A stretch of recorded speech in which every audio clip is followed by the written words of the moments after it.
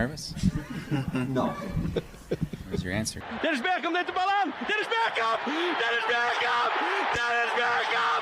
Dennis Beckham! Oh! Oh, no! Oh, yes! He missed it. Welcome to the Suffering from Joy podcast. My name is Devin, here to relive a photo finish, a great one, a classic. Well, it was at least a game of soccer up in Vancouver, and Austin FC leaves with a point. Always happy to leave the Pacific Northwest with anything. Joining me today is Seth, who knows everything. Seth, how you feeling? You know, I'm feeling far more optimistic about our 303 minutes without conceding a goal than I am about the Chicago Fire, who I watched in person, who haven't scored in 372 minutes. 303. That brings me back. Charles Peacock of the False Nine, Texas. How you feeling? I'm feeling really tired. Yes, I also stayed up all night to watch a 0-0 draw. I watched 6 hours of soccer and almost saw a goal. That was classic. I mean, honestly, like that's the hardest I've had. That's the hardest time I've had staying awake during a soccer match since Louis Van Gaal was coaching United. Yeah. There have been some bad ones, but I mean, this one was kind of like fun. There was some stuff happening at least. We don't have all the crazy like game events like we did against Galaxy or some of the other games. We bunkered in, we withheld the pressure, Helms deeped it up. And in the end, I would call it kind of a general win with a draw with a point. Moves us up to 5th, I believe. Yeah, for the moment. I mean, obviously things will change on that front, but it is, we are in 5th place because, I mean, we're at this awkward point in the season where a bunch of other teams have already had a bye with the unbalanced schedule, and we have not. But the matches later today could impact that. Colorado is playing NYCFC at 3 o'clock, so I don't know when we'll get this podcast out, but Colorado could jump us back before the end of the weekend. Back to 303. Okay. Yes, exactly. Yeah, and we did get a little bit of a boost with LAFC, who is even with us on games played, losing to San Jose. Bit of a shocker there out at the 49ers stadium, but things are kind of shaping up. I guess we'll kind of run through the match real quick, but kind of general overarching thoughts. Charles, anything you want to say? To kind of piggyback on what you were talking about, like this was a very solid defensive bunker performance. I think we've seen this season that like this is how Wolf wants us to play on the road. You know, I somebody mentioned on this podcast previously of he's taking the idea of getting 1 point on the road a little too literally. But at the same time, like it's weird to view Austin as a team that can play solid defensively enough to keep somebody off the scoreboard. This is the first time Vancouver's been shut out all season, and especially to shut them out at home is actually very difficult to do. And I welcome our new anti-football style. Well, if you're going to grind out points. We did ask Josh to be a little more practical, and this is kind of our fault. So yeah, you know what? But like, no one saw us getting 7 points out of these 3 matches, and we've gotten 7 points out of these 3 matches. Job well done. Yeah, applause, well done. But at the same time, we should have lost by 2 or 3 goals last night. Yeah, and we'll kind of get into that. Yes, sometimes you need the footballing gods, or maybe Anthony Precourt slipping a check to someone. But it is, we'll take what we can get. Well, it's about time Precourt started using his check slipping for our benefit. Yeah, Precourt dollars, should be. If they're not going to fans, they should be going to at least league officials. Yeah, I don't know what GAM converts into for league official decisions, but that's for people who follow spreadsheets a little more closely than us. All right. I guess since you mentioned it, we kind of have 2 big incidents in the first half that are both, I'm sure Vancouver fans are mad about, but I'm going to go out on a limb and think the officials actually got both of these right. But we'll go ahead and I guess I'll go first here. If I were a Vancouver fan, I would be more mad about the goal being chalked off than the non-penalty. Seth, where are you leaning? Which one are you more upset at if you're a Vancouver fan? The second one is the. I mean, yes, it was a slightly weird position, but it's like that. Also, that review, both reviews took an extraordinary long amount of time. I think we had 11 minutes of stoppage time at the first half. That it ultimately took to play. Like these were not fast reviews, and it's very rare in this league, especially like on the first one, they told him to go over to the monitor. The VAR suggested that it was a handball. I do believe it was a handball. Was it a clear and obvious handball?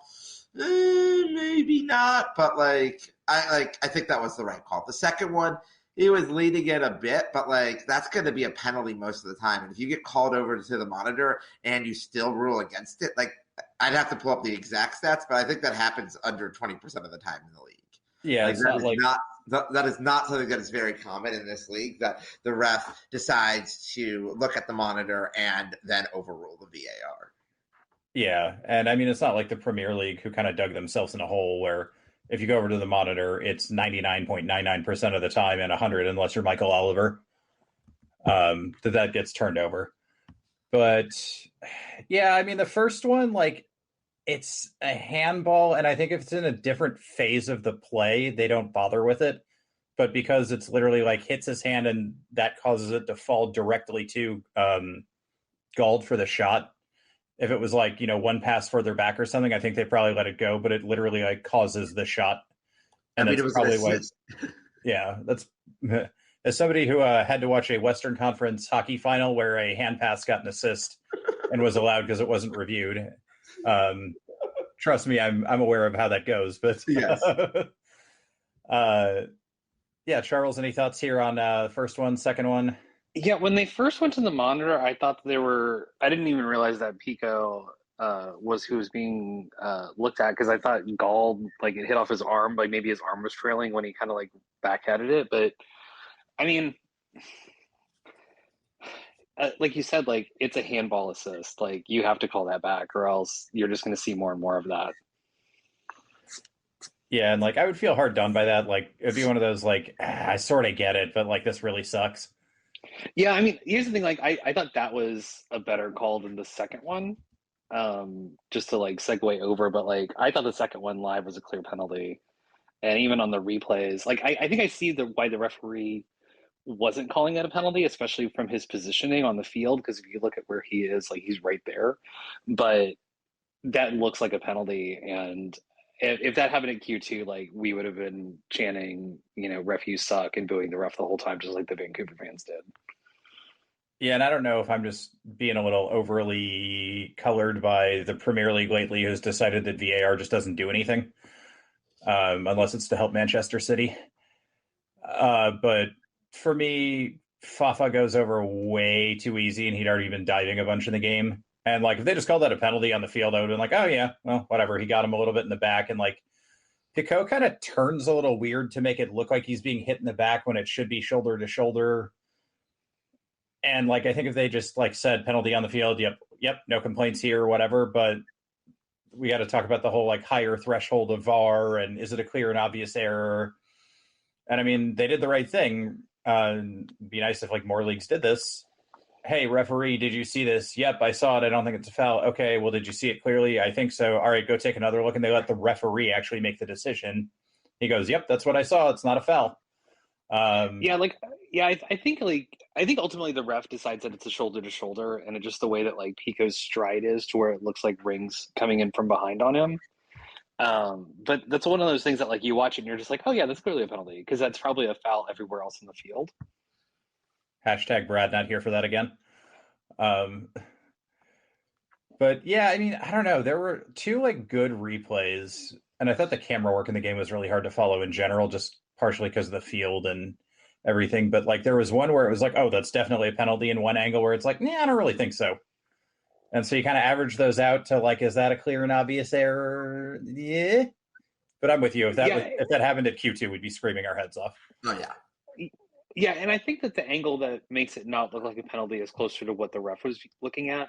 Mm-hmm. Because again, I mean, the ref's right there. That's one of those situations where the ref does a good job of being in the right position and seeing it clearly and making the call. And so, like, I understand, like, wanting to have it looked at again because it does look like a penalty, but, you have to, every once in a while, we have to give credit to the refs that they actually did things correctly.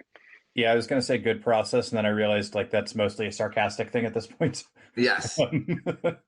Due to the slight missed call for Liverpool earlier this year. I was about to say, with that revenge match taking place here in a few minutes, I'll see if Liverpool actually gets 3 points and some justice for that today, even if it doesn't matter in the Champions race. Yeah, we'll see what happens. Hopefully something interesting, I guess. But so I got basically like 2-ish goals. Obviously penalties aren't guaranteed, but we sort of assume they are. They had a bunch of chances. We had a lot of really good blocks, some good saves. I was going to say, they had a chance, and I want to say like the 73rd, 74th minute, where Owen, after he comes in, just gives away a ball that I am still not sure how they did not score. Like, if they put that on frame, they score. Like, it was a dead giveaway, top of the box, and the fact that they did not put that on frame is that almost justifies dropping 2 points for them. Yeah, and there's another one where Pico is, tell me if you've heard this one before, unmarked at the back of the 6 on the back stick, and it's like a tough header because you got to get low to get to it, but he like blows it way over the bar. Pico probably should have had 2 or 3 goals in this game. Yeah, I mean, when you think about it, when you're playing a team like Vancouver, so much of your defense is setting up, okay, we have to stop Ryan Gaul, we have to stop Brian White. And when you have someone like Pico, who we've seen so much in Houston over the last few years, you get to a point of him, it's like, okay, Pico, he's like one of these like washed up B-list MLS strikers. They're going to leave him. It's sort of like the basketball logic of, he's the guy who's the 20% three-point shooter. We're just going to leave him. And yeah, he's going to hit one every once in a while, but like that's the guy that we're not going to focus on. But also I want to say, like, John Gallagher did not have a good game today. I mean, that's my preview of my stock following here. Like, his job was to stop Pico, and he did not do a great job last night.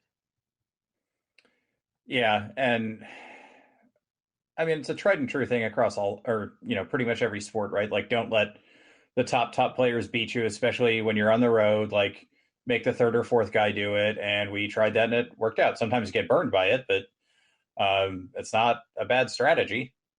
Oh, Charles, anything you want to add here? Kind of overarching. I thought we were pretty good on defense, but they still had plenty of chances. That's kind of the story of the game. I'm not sure there's much more to it. Yeah, I mean, you also have to keep, part of it is also that, like, Vancouver's a good attacking team. Like, they have a lot of talent going forward. Yep. And, Fafa Pico really is, like, the determiner of how successful they'll be, because you have to keep him off the scoreboard in order to just, like, beat that team.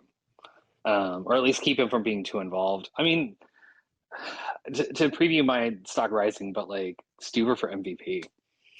Yeah.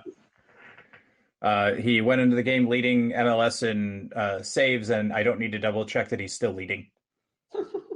Do we have a final figure on how many he had last night? Because it felt like 20. I think it was 7. Okay. But there were a few that were called back on offside. There were a few saves that were actually off target, so they don't count as saves. But I think 7 was the final count for last night. So. Okay. Yeah, it was very good tribute to. Go ahead. Footbomb has it at 6. Okay, yeah. It's very good tribute performance to Tim Howard's effort against Belgium in 2014, since Tim Howard was elected to the, U.S. Soccer Hall of Fame yesterday? Mm-hmm. Something like that. Some sort of National Soccer Hall of Fame. Yeah, I mean, that just means, like, think about hey, congrats, you've made a huge difference to the United States soccer. We're going to put you into a museum at the end of a stadium that looks out onto a series of Toyota trucks.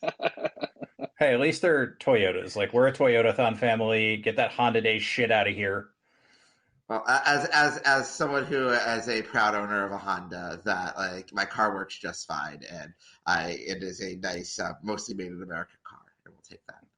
Good. Do you have one of those kitschy "built here, made here" stickers, or do they not? No, do that I do in not. Ohio? No. I'm not actually that type of person. No, it's just a very practical car. So, I mean, yeah, yes. Okay. We did have one other little weird incident at the end of the first half. And I don't know what happened. I don't think the announcers did. Which, by the way, the announcers I thought were really funny, especially in the VAR calls. The main guy was on Moon Tower earlier this week, and he was one of their best ever interviews. Like, he was very even and very fun. And like the second the game started, he was like Vancouver, Vancouver, Vancouver, Vancouver. But like, I don't know. Part of me sort of appreciates that in a weird way. Yeah, like, no, it didn't bother me at all. It was just like, oh, okay. But I will say the funniest thing was like midway through the second half, he had been clearly passed a note by his producer to be like, well, like we have to trust the referee's judgment here. And it's like, oh, Apple definitely slipped you a note that you're being too biased right now. That's cute. Yeah. And the thing is, like, the funny part of that is, so like the way that the Apple deal works is that nearly every Canadian team match is on TSN, because when you only have three, you have like five. It's like we have like two ESPNs, or I guess like 3 or 4 if you include news or you or things like that. And obviously the ESPN Plus. In Canada, like TSN, there's like TSN 5, TSN 6, because like I know you need to probably have a channel fully on curling and things like that. So like the Leafs were playing in Game 7, man. Hey, I mean, the Leafs need at least 3. Yeah, you need at least 3 TSNs, because you need that, like, one for the actual match. You need one for the live shot of Scotiabank Arena and the Plaza. You need one live camera on Drake. So like, I mean, it makes sense. But yeah, so like, I don't think actually very many Canadians have actually subscribed to Apple TV, because there's not really a reason to in Canada with all of the games on TSN. So you get to a point where it's like, if you look at who are the Apple viewers, I mean, yeah, they're probably, because once the Fire match ended, once the Fire and the Salt Lake match ended in the second half, it was the only match on last night, because there was San Jose played early and Seattle plays at home today. So that they're probably like, there are like no Whitecaps fans actually watching this game. You can't be as biased, and that note was definitely slipped to him. Oh, it was fun though. Yes. I do occasionally like listening to like opposing broadcasts, as long as they don't pretend they're, super neutral. And I don't think this guy, was. I think he was trying, and then he just like went into "I'm a fan too" mode as soon as the ref stuff started happening. No, that's fun though. Anyway, our little halftime incident. The whistle blows, and Driussi just beelines over to the Vancouver bench, and there's a little tussle, and there's some baby Berhalter hugging it out and trying to get Driussi away, and I have no idea what happened. Do either of you? Nope. Nope. Okay, I didn't think that had come But out. I do appreciate that Sebastian Berhalter is still like has a inner love for Austin FC and was trying to be the de-escalator there. So that was very cute to see. Well, I'm sure Josh Wolf is like his surrogate father. Godfather. Yeah. I don't know. What do wolves have? What's the wolf equivalent of an uncle? I'm actually not sure if Seth saying he's his godfather is real or not. Like, is that a joke?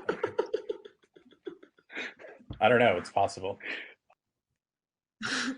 Primo Lobo? Is that wolf uncle? No, Tio Lobo. Tio Lobo. Yeah. Sorry. Watching German soccer, my Spanish brain is gone. Der Onkel. Yeah, no, you get to. We can do it in both languages here. Yeah. All right. I've been doing like a month of Swedish on Duolingo, and I'm not going to be busting that out, so we'll skip that.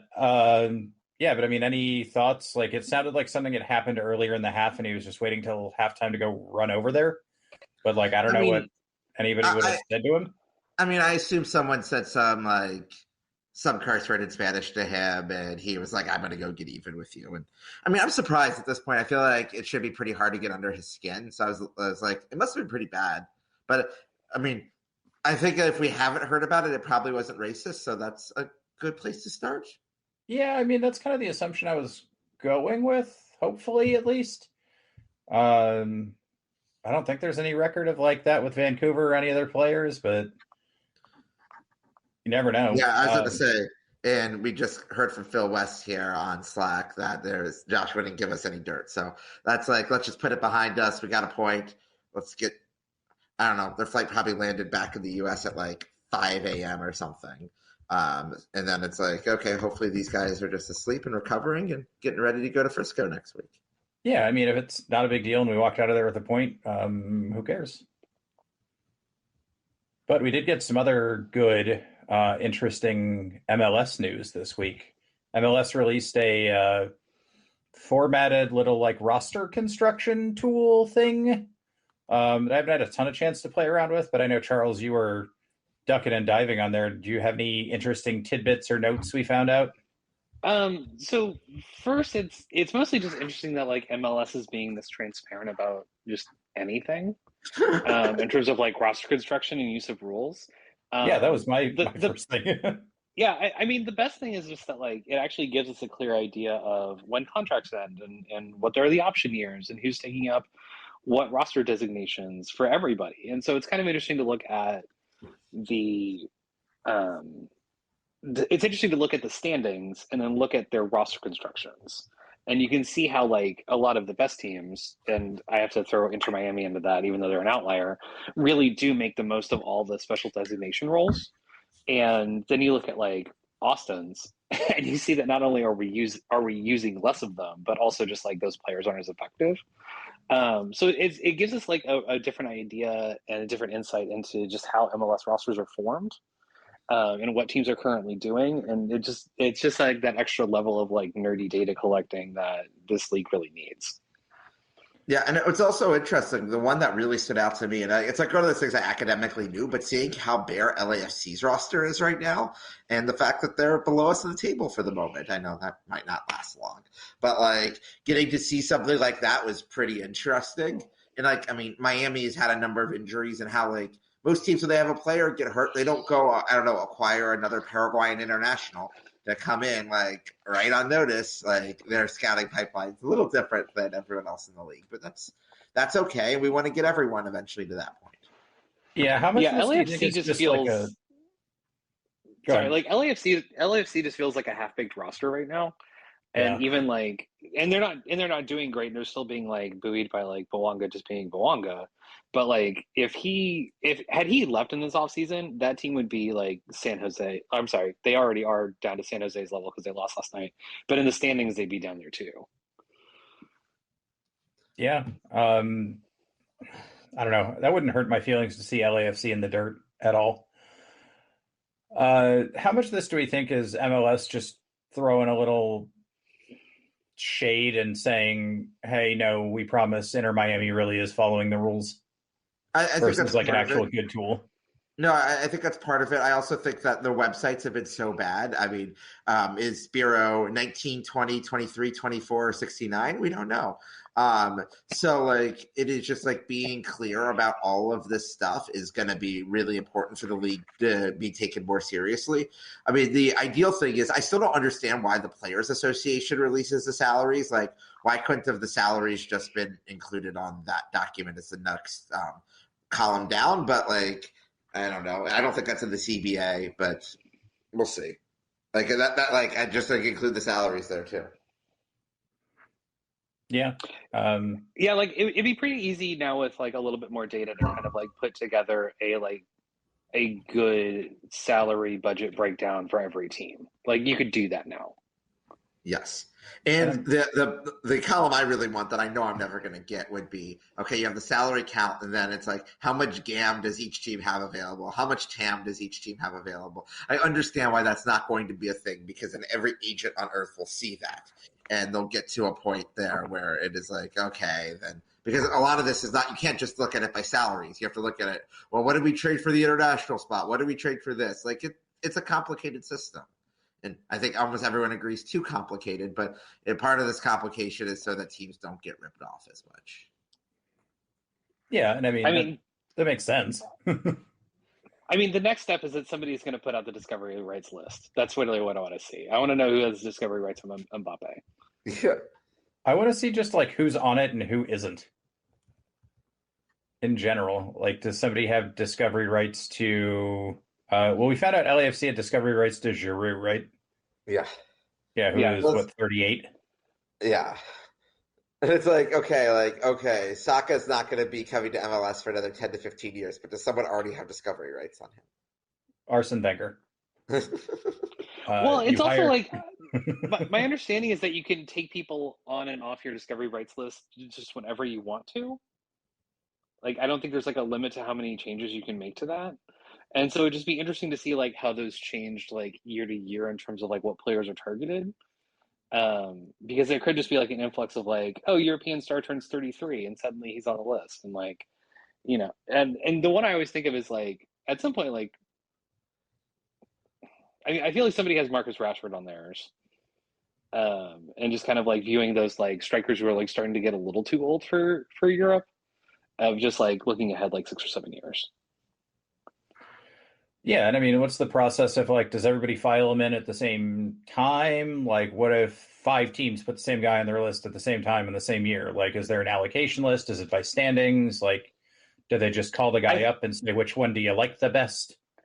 I think that's actually in the rules, and I think it's that if somebody's already on the list, they can't be on another one. So you could, in theory, figure out who's already listed by just putting in a lot of them.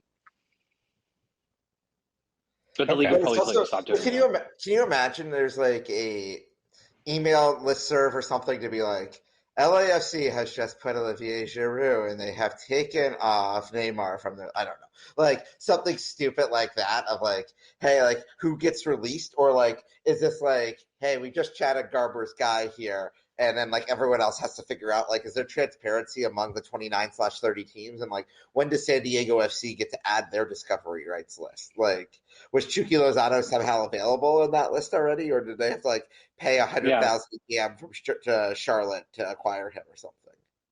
Or like they got linked to like Ochoa, and it's like, well, surely somebody has Ochoa on their list, right? Like you'd think that. Yes. I just even if you don't want him, like, just to have him. Yeah, I mean, because the thing is that like you can just like, if you're good at putting players on your list, like you can just collect like 100K in game every year for nothing. Yeah, I mean, it's just another way to kind of like ticky tack your way up to real money eventually. Well, I mean, the fun crazy MLS story this year is that Nashville has been trading away international spots and then had to trade one back in, but ended up having to pay like an extra 100K in GAM than they'd been selling them for. And so like that's just one of those things of like, yeah, this league's bonkers because somehow like international spots like go up and down in value even though they shouldn't. I just kind of assume that like the person who keeps track of the discovery rights list is like Milton in Office Space, and he's just in like some like cave in like the MLS office. It just has like an old computer on like Windows 95 and like a spreadsheet that he keeps track of it on. And yeah, so, no, like it's like, can I have access to this Google Doc? I just want viewing access. I don't want editing access. I just want viewing access. Yeah, we all have to just trust him. And it turns out Inter Miami has 9 DPs because he stapled 3 people's DP forms together, or 3 teams' DP forms together with his red swing line. Somebody call him. All right, let's go to the promo. We worked it in. No, somebody needs to call Mike Judge in Netflix. We can get this made. I mean, we already ripped off King of the Hill. Yeah. I mean, hey, as I think some of you'll know that the opening scene of the movie was filmed, less than a mile from the stadium? Yeah. Oh, yeah, I forgot about that. Like, before that area was built up. This is like actually Austin cultural heritage. It is, yeah. We're just very deep on the levels of jokes we're making here today. No, it would be interesting, though. And like just any more transparency, I think I'm sort of a fan of, even if, my assumption is this is a nefarious, like, look, Miami's on the up and up motive, but, we'll take it. We like the salary dumps that the players union does. Just more info for this crazy, ridiculous system that I still don't think is real, but I guess it's how we run the league. So, yeah. I did want to mention too that I think we kind of skipped over in the game portion. We talked about kind of sitting back, and occasionally we'll say, well, this is the strategy, is just sit and hit. There were multiple times in this game that I think if we have like a better DP winger that isn't Wriggles, we look like we might actually be dangerous. And obviously you need some other pieces there too, but like there were multiple times we get that ball broken out and Wriggles like either just kicks it straight back to him, hits a Vancouver player straight in the ass, or there was one where he made a great run, beat 3 people, and then passed it straight to a Vancouver player when he had 2 people wide open. But I mean, there's potential for sunlight in the future there. It's not just going to be, like we said, bunker in as deep as possible and wait for the 90-minute whistle. It does look like there might actually be a way forward with some better players, but any thoughts there from either of you guys? Yeah, I mean, it's just like I was mentioning earlier, like, it seemed like our plan was to get them to play through Pico as much as possible. Their plan was to get us to play through Rigoni as much as possible. And, well, if I was coaching against Austin FC, that is the exact strategy I would recommend. So, they did a good job there. I mean, O'Brien was the first sub off in this match, and he was really a non-factor. They did a good job of making him – I mean, he also did a good job of making himself into a non-factor. But, like, I don't remember a match where Rigoni had as much time on the ball as he did last night. And we just weren't creating much of anything with that. Yeah, I mean, part of that is just the functionality of, like, Rigoni was on the same side as Pico for a lot of the match. Like, he was on the right. And so, like, once so just kind of, like, naturally he's going to get a little bit more of the ball. I think it just kind of highlights that, like, Austin's roster doesn't fit the counterattacking style yet. Like, we don't have the kind of speed or playmaking to really go forward and do that. I'd kind of like to see in road matches start Owen and bring O'Brien off the bench if we're going to do that, because I'd rather try to save the counterattacking speed for later in the match. That to me just kind of seems like a tactical thing to kind of update, but I mean, we're limited on subs. I was going to say, I'm super excited to have someone like a Dessler come in, and then you can bring in a Gallagher as a winger or a wing back in the final 20, 30 minutes of a match later this year. Like, that would be an exciting thing to have. Like, we looked at the bench last night, and it's like, yay, we had a full bench, but it's like, okay, who has the Still most wasn't speed? very good. Yeah, but it's like, okay, you can bring in CJ for speed, but CJ's defense is such a liability that I'm going to say that, I mean, I know I'll probably get beat up on Slack about this, but like Josh Wolf made the right decision not bringing in CJ, because CJ probably would have given up a goal last night. I don't know if it's that certain or anything, but I mean, I understand the let's take our point and go home. Yeah. Especially after you have your two VAR survivals, kind of playing with house money at that point, and might just, well, I guess you might just want to say, you know what, like, this is fine, pack it in. I agree. I would like to see Owen, and then, if we're going to try to play that really deep, like just defend style, like, you got to shoot for your killer moment 60, 70 or later. Because you score too early, the other team can bring it back on you. Yeah, I don't know. I keep trying to find things to talk about in this match, and not a ton there. I did like, too, it does seem our defensive style in some of these road matches is funneling shots that are from lower angles and from further out. We kind of talked about this before, towards Stuver, so it's not just three guys whiff on a cross and then there's a tap in. There are a couple of chances at the back post, but generally it's we trust Stuver to make high percentage saves or medium percentage saves. Like, let's use that and go ahead and turn this into like our stupid little get 1 point on the road weapon. You see, like, this is actually a pretty common tactic. Liverpool got a bunch of plaudits, however long ago this was, where they signed Allison, who at the time wasn't known as the best goalkeeper in the world like he is today, but they looked at, hey, we give up all these one-on-one chances. Let's go sign the best one-on-one goalkeeper in the world. And then, oh, look, we're infinitely better. It looks like we're actually using what we know about Brad and his abilities on stopping shots and actually working the defense around that instead of just saying everybody do things my way. Yeah.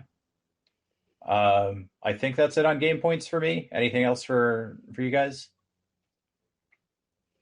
Yeah. I guess.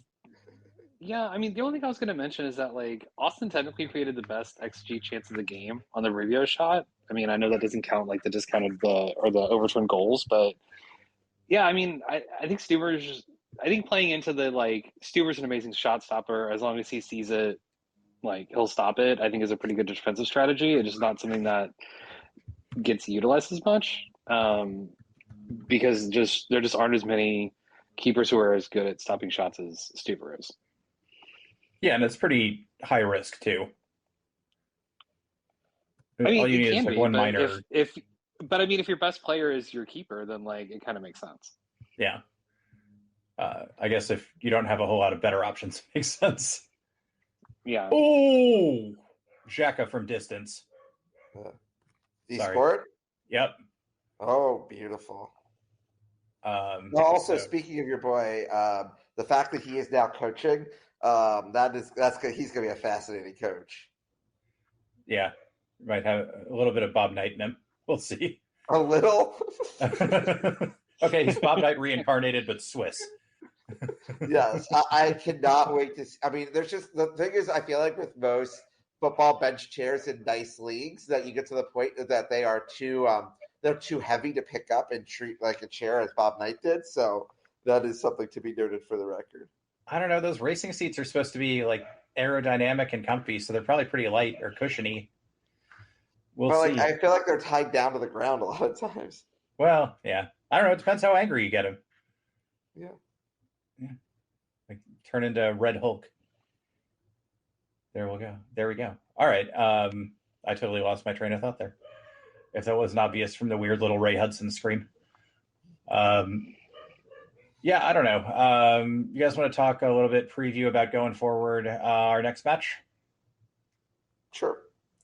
So Dallas is fucking terrible. They got a nice win in Copa Tejas when Houston got a really dumb red card 5 minutes into the game. But other than that, I don't think they've done anything all year. Talked about road games.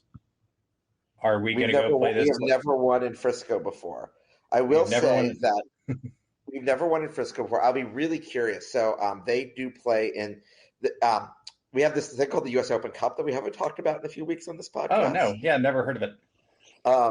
And that they have to play Memphis 901 FC on Tuesday in the Open Cup. Memphis is right now the best team in, let me just double check this. They have been very good recently in USL. So like it's getting to a point of they have, I should say not best team, but they are turning it around. They've gotten to a point where they have I'm just pulling this up here. They had a very rough start to the season, but they beat Tampa Bay 4-1 yesterday. They beat Birmingham 3-0 the week before. So Dallas has a midweek match. And that is an interesting thing. I'll be watching that Tuesday night, and I want to see, do they play anything that resembles a top 11? Because like they've had some injuries, they're not that deep right now. Do they call up a bunch of next pro guys? Like, how do they approach that match? And yes, it is in Frisco. They don't have to go to AutoZone Park in Memphis, but I'll be curious how they handle that. So why is Frisco's first team in the U.S. Open Cup? That is a very good question. So there are 8 MLS teams that are in the Open Cup, and this round is Tuesday and Wednesday of this week.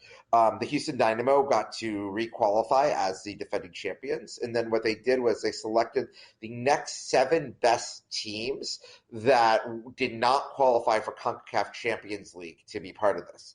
And because of the teams that qualified for CONCACAF Champions Cup, I should say, it was league when they qualified for it, but cup now, that those teams are very Eastern Conference heavy. So the teams that are in this right now are very Western Conference heavy, which is lovely for us right now because that means that they have a bunch of extra matches. I think like LAFC is going to call up a bunch of next pro guys, but some other teams might take this quite seriously. So seeing that, and there is Liverpool, Salah just scored. Or did he score or just miss that? Yes, he did score. That angle was very bad there. Sorry for the distraction. Are you on VAR on that game, Seth? I just need to know. No, but when you're watching it on mute on Telemundo, you also get to the point of like it's OTA. Like I think they just scored, but the camera angle was one of those like, did it go into the side netting or did it actually go in? And I wasn't 100% sure, but I'm glad to see Mo Salah scoring at Anfield because I don't know, that might be the last time I ever see that. As we go through this, what I was saying, getting back to the original point here is I'll be very curious to see how the MLS teams do. The Dynamo play Detroit City at home on Tuesday, so that should also be pretty fun. These matches are also going to continue to be on the YouTube USL MLS next stream, so like we'll see how that all works out, but yeah, we should have some fun matches, and I'm in this weird position of sort of wanting some of these MLS teams near us in the standings to win because I want them to have to play more matches. Yeah, I don't know if that's a huge concern for Frisco. Like, shouldn't we be able to go up there and just like kick the shit out of them, Charles? I mean, in theory, I mean, Frisco's bad. I think they're a team that is just kind of disjointed, and they don't really like the pieces don't fit in a meaningful way of like what they're trying to do. Because ultimately, like Jesus Ferreira doesn't fit with the rest of their strikers who actually score goals, and so it doesn't really like they should be a Stoke style like send crosses in all the time team up to Musa and Ibiaga and and they just don't do that. They just keep trying to play through the middle. And so, I mean, I think it's gonna be tough for Austin to keep a clean sheet just because I think dealing with like two big strikers is not something that Austin's always great at. But at the same time, like you should be able to go on the road and beat teams that are bad. Yeah, and I think this is sort of a test because we understand you go to Houston, who has a very tough home environment. You understand going to Vancouver, very tough home environment, very good team. And you kind of play in that sit and hit style, like we don't match up great with St. Louis City, so that was sort of a weird survival thing. Seattle was earlier in the year. Orlando, we just got pumped.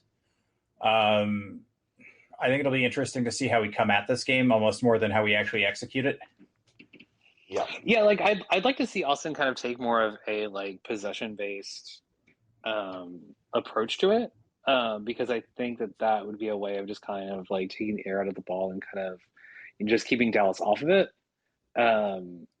But again, like I just don't know that that's the way that Wolf is going to approach any road match this year. No, and I think if you're going to pick one, it's this one, right? It's interesting to see, like, okay, we go into our first 3-match week here. So we have at Frisco, then home to Houston, home to Sporting KC.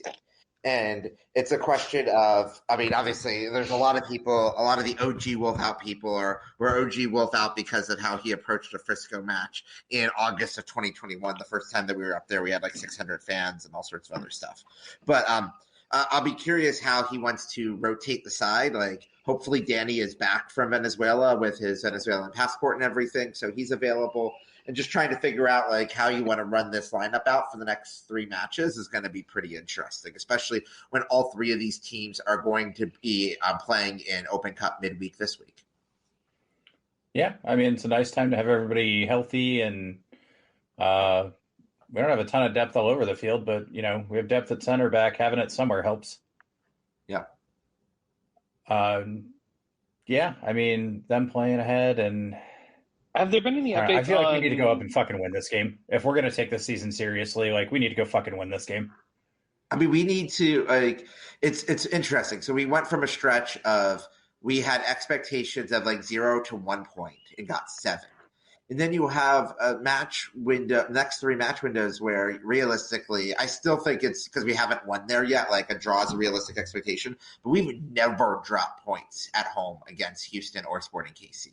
So you've sort of set up this expectation of we need at least 7, and I think a lot of fans will want 9 out of this next 3-match window, which is really interesting.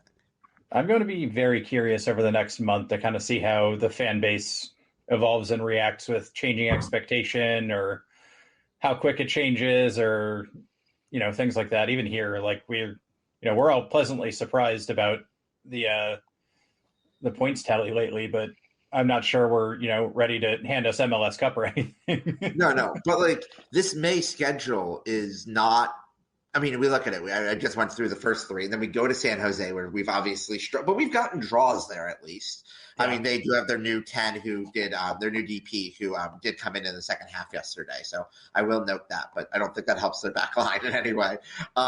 So there's and then we have Portland at home before going to RSL, which is in June. But that RSL does look really good. So that will be challenging. But as going through that world, it's just like, yeah, what are the expectations? And my mind is like, yes, you want to keep expectations as low as possible, because I don't think this team is actually that good yet. But I don't know. We'll see how it changes over time.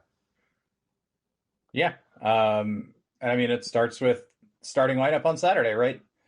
Yep. And I think one more point I want to make here is interesting, because we've talked about this a fair bit on the podcast over the last 3 months, is that we go through a world of like, okay, in the Inter Miami get summer help window doesn't really work, because Inter Miami only had 18 points last year. If we are to win in Frisco next Saturday, we will have had more points through 12 matches than Inter Miami got before Leagues Cup last year. Impressive. And we I mean, wouldn't have either had to way, deal it was with Phil Neville to do it. But like it is but like this team is right now on pace to at least be in the 8-9 spot before summer reinforcements, which is really all we like. That's more than any of us were expecting or could ask for. Well, at this point, the only summer reinforcement we know about is Dessler too, right? But I have to imagine because of U22 spots and other things, there's got to be more than one summer signing. I would be tremendously disappointed if we only had one summer signing. Okay. All right. I mean, I'd also contend that like improving right back would be one of the best ways to improve this team right now. I mean, I know we talked about like Austin not having depth, but like we also don't have any, and we didn't have anybody listed on the injury report for an actual injury this week. So like at least we're coming into a busy time with the team healthy as of right now. I mean, Leo did make the bench last night, so in theory we at least like have like some depth, at least on the back line. Yeah. In theory, we're going to use that a lot, I guess, here. But Frisco's really bad. What are our permutations for Copa Tejas here? I know if we win, we're basically in the driver's seat, but don't have it mathematically clinched yet.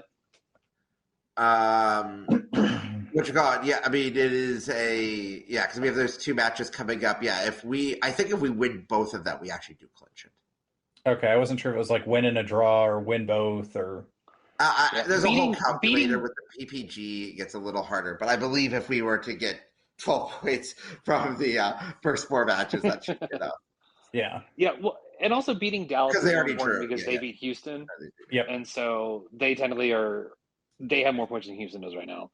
And so that's kind of like the big permutation of like, yeah, everybody would mathematically be in it, but it would make it really difficult if Austin already has, 9 points in the first 3 matches. Yeah. I don't know. You guys and beating Dallas since they won, beating them twice just like effectively limits just like their point total. Yeah. Well, I mean, that's kind of the same argument about adding a draw into Houston as they have fewer games in the first place. And a draw just limits 3 more they could get. Yeah. So it's a little bit of chess there, but I think if we get, in any order, 4 points, we're probably in a good spot. Sounds right to me. Yeah. Okay, cool. We'll see how many of those OG Wolf Out people are angry with the lineup on Saturday, but I think it'll be a very telling and informative game for the rest of the season. You guys ready to do format? Sure. Yeah. All right. Charles, stock rising. You can go first. My stock rising is Brad Stuver for MVP. As we mentioned before, he's leading the league in saves. He's at 54, and the next highest save total is 40. Ooh. And Brad's only played one more game than the McCarthy, who's in second from the Galaxy. He's also second in the league in save percentage. And the guy in first has played many fewer minutes and matches than he has. And like we kind of talked about earlier, like Stuver is the linchpin of this defense because he is the one who is relied on the most to do the most. He has to make all these saves for Austin to have a chance. He has to basically always stand on his head and put in these kind of performances. I'm glad that he's starting to get more recognition around the league for how good he is, because I think that's something that's been lacking since a lot of goalkeeping plaudits are just what goalkeeper has the best defense in front of him, when really like the work that Brad has to do is so much tougher than like the people who just don't have to do as much as he does. When you look at like even like Columbus's goalkeeper or some of the other like top keepers in the league of just like, yeah, you don't have to do anything, and so of course your numbers look good, but Brad has to completely carry this team defensively because otherwise there just is no hope of us getting a goal, especially on the road. Well, and sometimes he has to carry the team offensively when the only thing he can generate is him catching a ball and chucking it deep, right? Yeah, exactly. Like if Austin could just have like 2 wingers who were fast, like it would be kind of incredible to see like what he could do in terms of triggering counterattacks. I mean, he also had the hockey assist on the goal in Houston. Yeah. He just really is like one of the best keepers in the league, and I'm glad that he's getting that recognition now. Yeah, and Speaking of hockey, I know we mentioned it earlier, but as night follows day, the Toronto Maple Leafs will not be winning the Stanley Cup this year. Again, hasn't happened since before the moon landing. I mean, So- let's congratulate the nation of Canada for at least getting a team to the Western Conference Finals. That is a remarkable achievement. That they will have at least one of the conference finalists. Are you sure? Yeah, because Vancouver, gotcha. Edmonton is playing Vancouver. Unless there's an upcoming invasion of Vancouver, which I mean, I don't know. I would have mixed feelings about, but Edmonton's playing Vancouver in the Western Conference semis. No matter what happens, is my understanding. No matter who wins the Knights Stars game this evening. It's actually been annexed and renamed to Van Stuver after last night. I stole that joke from someone. I forgot who it was. I'm sorry, but this is me trying to give you credit for that awful, awful joke. I was about to say, there was one of our friends who is running in the Vancouver Marathon, maybe right now. I haven't actually checked what time it is. So we're not just going to grab a point out of there, but we're also going to run all the way through their city. So cool to see Good. that happen. Established dominance. And with Verde and black flags on the streets of Vancouver that 98% of people won't recognize. So, like, order of priority for that stadium now is 3 Vancouver, 2 Austin FC, 1 Home and Garden Show. For those of you who don't remember this, Vancouver did they have to push back a CCC game or play it? They had to move it to Vancouver Island. Yeah. And play at Pacific FC's Vancouver because of the Home and Garden Show. Yeah, there's a Home and Garden Show, so they had to move their CONCACAF Champions Cup game. All right. No, Canada's definitely a serious country, guys. Seth, you want to do your stock rising?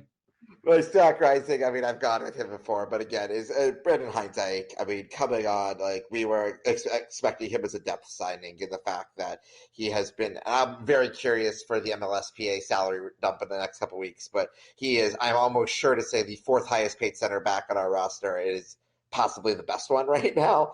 And even as Leo will get into full health, that he should be keeping that starting spot at this point. And yes, is he perfect? No. But like getting to a world of like, he's a consistent, solid defender who's actually defending. We haven't had that very much in Austin FC history. I think he's the first. I mean, I guess Kane Beasler did that as well. But, like, getting to a point, like, it has been fairly consistent. It feels like we've had recurring cast of characters of Beasler in Season 1, Ruben in Season 2, Rado in part of Season 3. I would like for this to be, like, in Season 4, Season 5, Season 6. Like, having someone that could be a consistent CV would be very nice.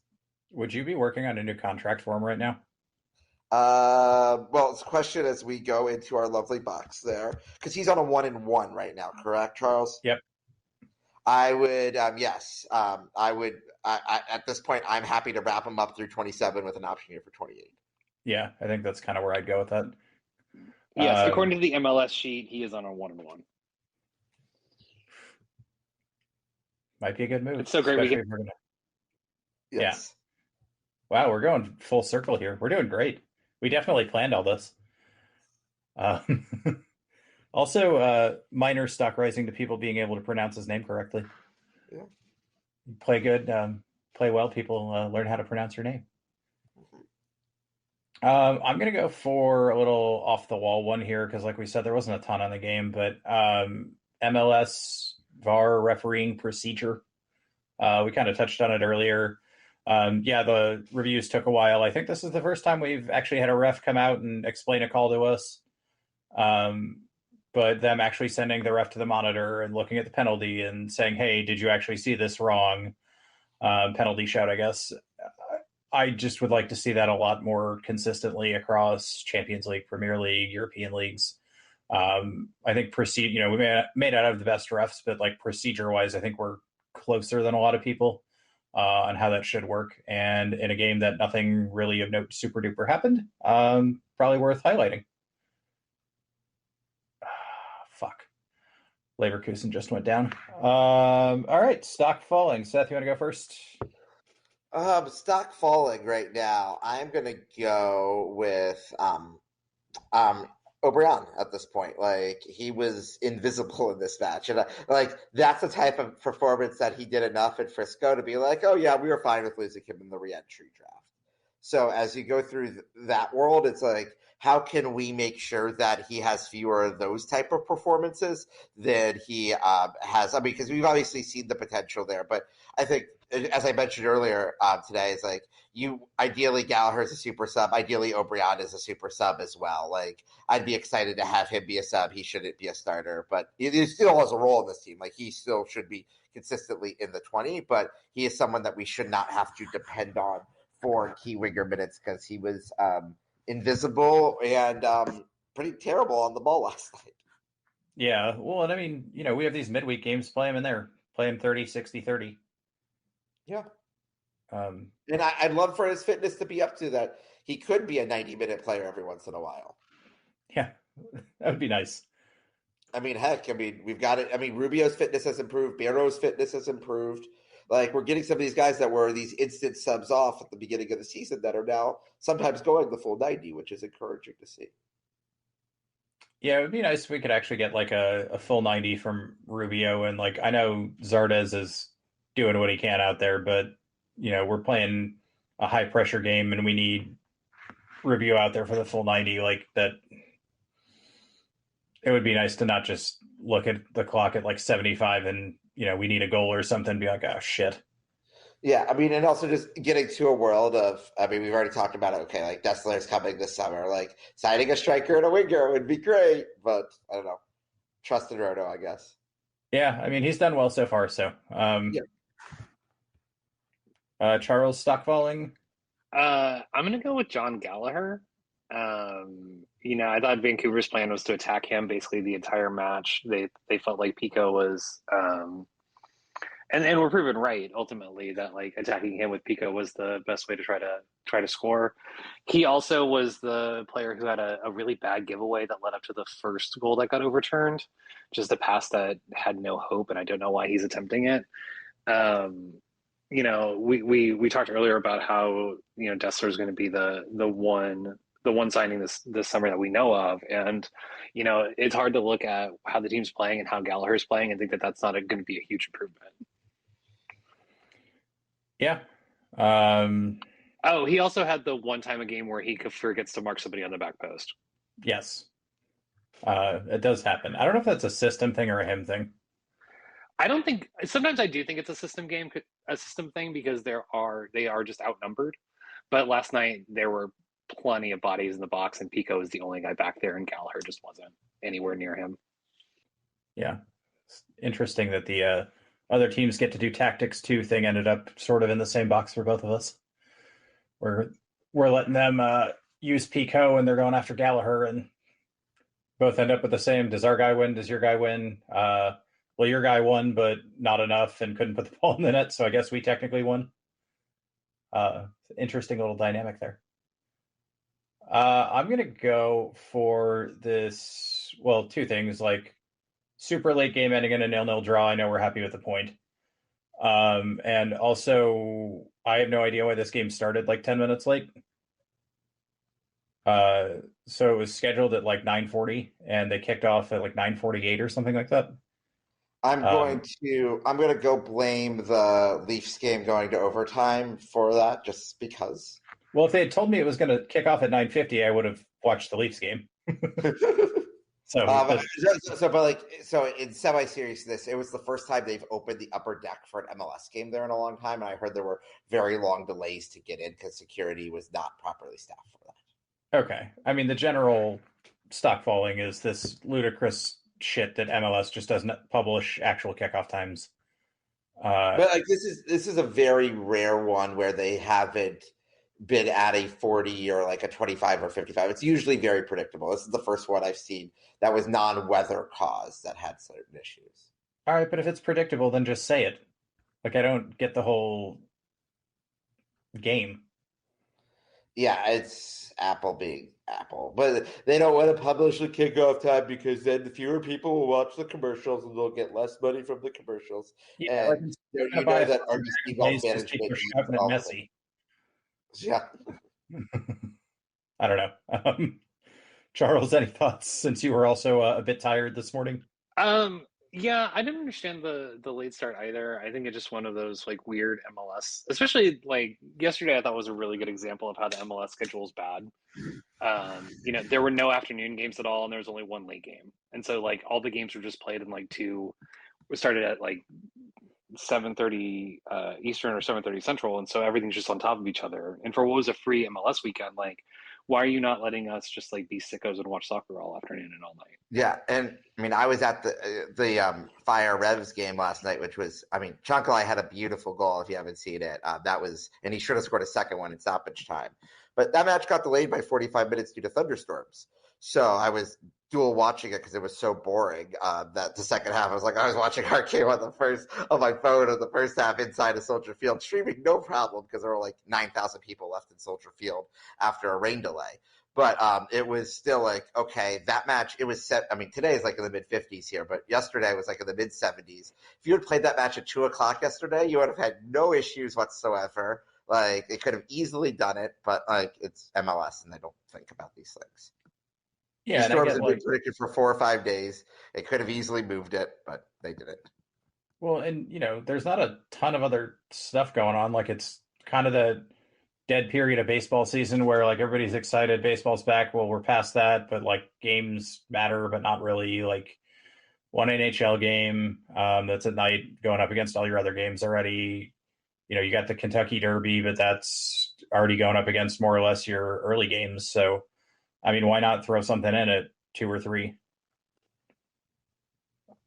So I mean, they're doing that today. Like, there's a 3:00 start today. Yeah. I mean, it's just Apple shooting themselves in the foot. Like, there's a bunch of talk about them being worried about subscriber numbers and how they've been super low. And, that's even boosted with all of us getting free subscriptions. So you got to wonder how much this is like, because I mean, Apple set up the like everybody plays at the same time on Saturday schedule. So maybe they I'm looking ahead of the schedule right now. Next Saturday, it's rivalry week.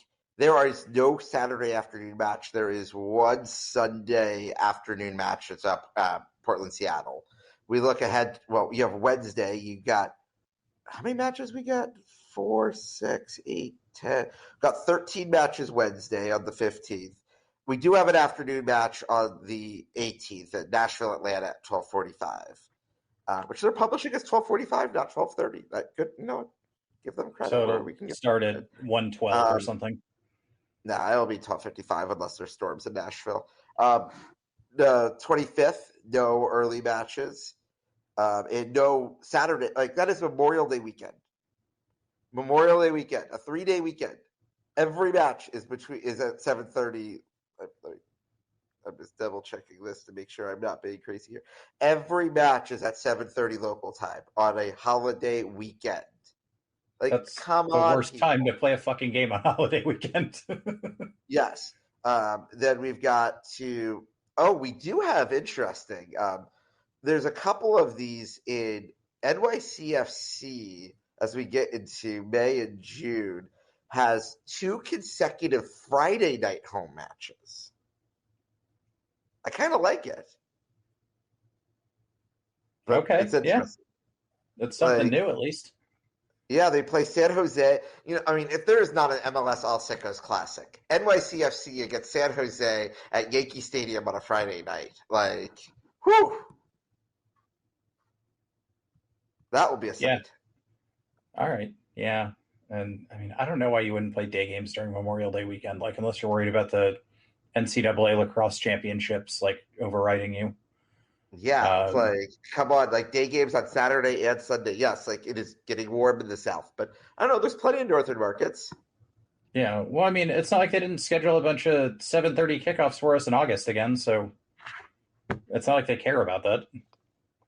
Oh, we'll have to move the match back to 8:30 because the heat index is going to be 112. Well, yes, we all knew that in 1998. That was going to be a problem. I thought Apple also, like, even if you're not going to do that, like, there's no reason why, like, there were so many games yesterday that could have just been early games between Chicago and Atlanta or Toronto or like any of these. Like, they all could have just been early, and there's no reason not to do it besides just like being obstinate that, oh no, we're only going to have these 2 windows because they want to promote the 360 show. And like, Yeah. I'd be curious to see the numbers that are actually Oh, the 360 show. what an incredible miss. Are you watching Leverkusen? Yeah, Okay, that's weird. just You're ahead. what I a- was ahead of you last week, and you're ahead of me now. yeah, like onside beats the offside trap and one-on-one with the keeper and just absolute roses it. And right, I we're was gonna going to say full circle Liverpool had a when playing out of the back goes wrong chance, but did not finish it within about 5 seconds of that as well. Since we mentioned Tim Howard's game against Belgium, that miss was very reminiscent of one Chris Wondolowski. Oh, very. So we brought it back again. Speaking of bringing it Wanda back, been, I guess Howard. So we're probably 2-3 years away from the Wando induction into the U.S. Soccer Hall of Fame. yeah, pretty close. I don't know if they have a waiting period or something. Yeah, I assume it's like 5 years because I think that's Yeah. how long Howard's been out at this point. Yeah, that would make sense. I'm trying. The last time I saw him play for the Rapids in person, it was actually in Vancouver. That was 2017 or 20. It was 2018. Yeah. All right. Charles, I did want to backtrack because I forgot to ask you this about your Stuver for MVP campaign. Do we think we can actually at least get him an All-Star game this year? I mean, I'm probably going to say no because of just like the level of like general like national MLS punditry and like narrative. I mean, I feel like every week we can talk about how Moment of Suffering is just like the national announcers being bad and not understanding what's going on. At least like there's starting to be like some acknowledgement now that Austin is keeping clean sheets, but like those aren't entirely indicative of how good Stuver's been. Oh, and No. there's the Leverkusen goal. There we go. Patrick Schick. Alrighty.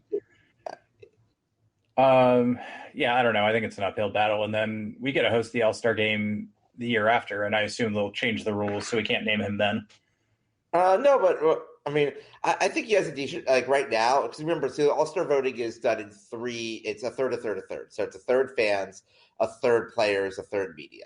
So I think he actually has a shot. Okay, so he'll get a decent chunk of players Okay. and Liverpool. Okay, there we go. So goals for all the correct teams all around.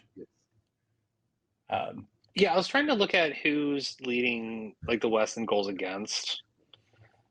So it's RSL, so Zach McMath, and then Dynamo, Steve Clark, Dane St. Clair in Minnesota. I mean, I think if Austin ends up being a little bit in the more the like third or fourth lowest goals allowed, I think Stuver has a good shot. But I mean, I think the team needs to get that down there for him to have a real chance of getting a keeper nod. Yeah, and it's also one of those dumb things that the more successful Austin FC is as a team, like the higher up in the table we are, the more people are going to be like, oh, well, guess that's due to Stuver, sort of stuff. Yeah, it's the old adage in baseball, though. If you want to get a Gold Glove, get your batting average higher. Yeah. Well, I mean, it's been a problem. Shout out Derek Jeter. Yeah, problem in hockey for years, where the Norris Trophy for the best defenseman goes to the defenseman who just scores a bunch of goals, Erik Karlsson. I mean, that's how John Gallagher was an All-Star last year.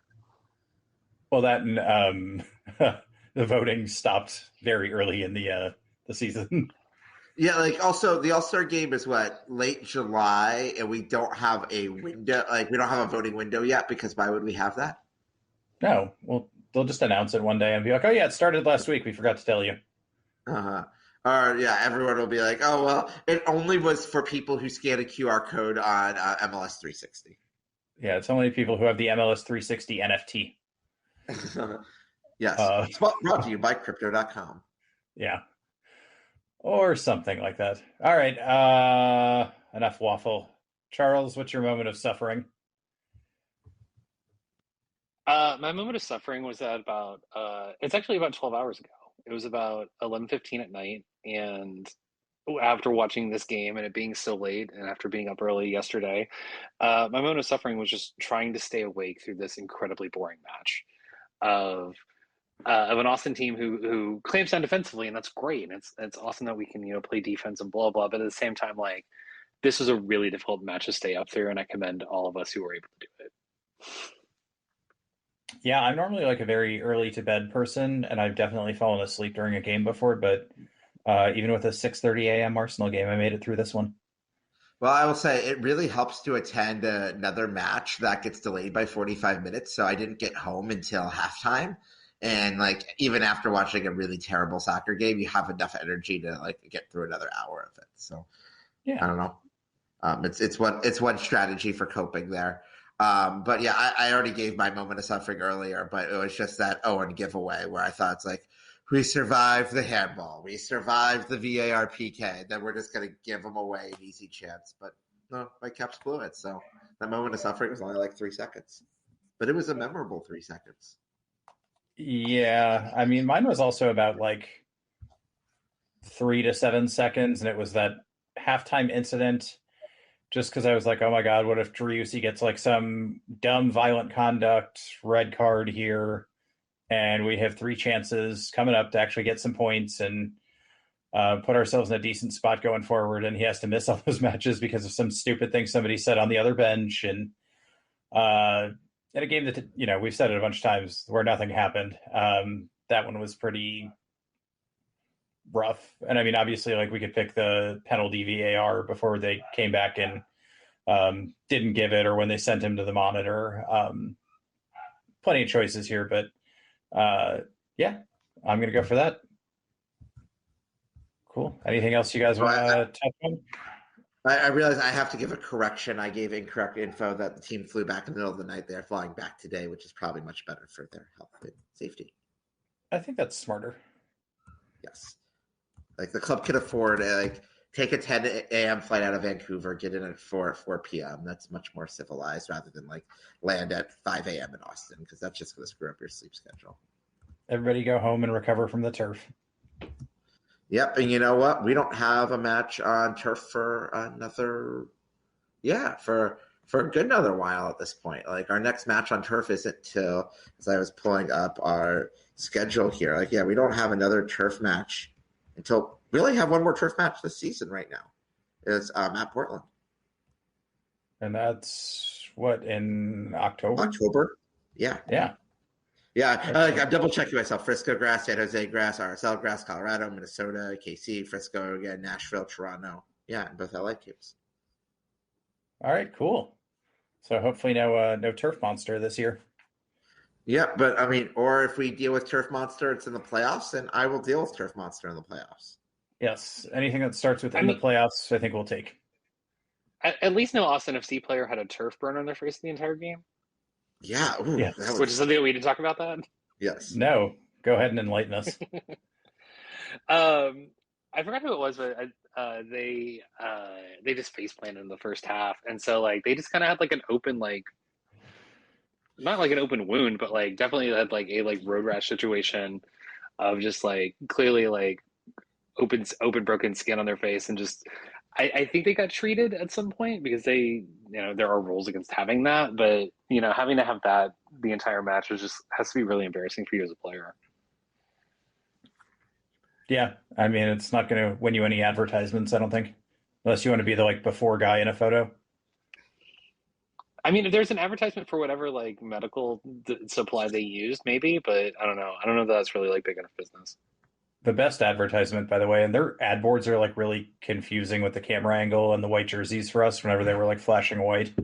You couldn't see anything on the far side of the field, but they did have a great ad for the official tuna of the Vancouver Whitecaps that kept playing. That was highly entertaining. My cat was very into it. But anything else you guys want to cover? There's way better seafood than tuna in Vancouver if you guys ever get up there. That's my island. I would hope so. I would hope most places have better seafood than canned tuna. But, all right, cool. Yeah, no Brad this week. He is off celebrating a big win at with the Kentucky Derby and playing some golf. So on behalf of Charles and Seth and not Brad, thanks for suffering with us. Promise here for Austin Jarrett Stroud. It's Diego, for goodness! He has written his name into Austin folklore. They just won't go away. Oh, he hits the upright again. That's impossible. The Bears' season's going to end on a double doink. Altidore squares it. Dempsey's missed it. Donovan has it. From hope, there is glory.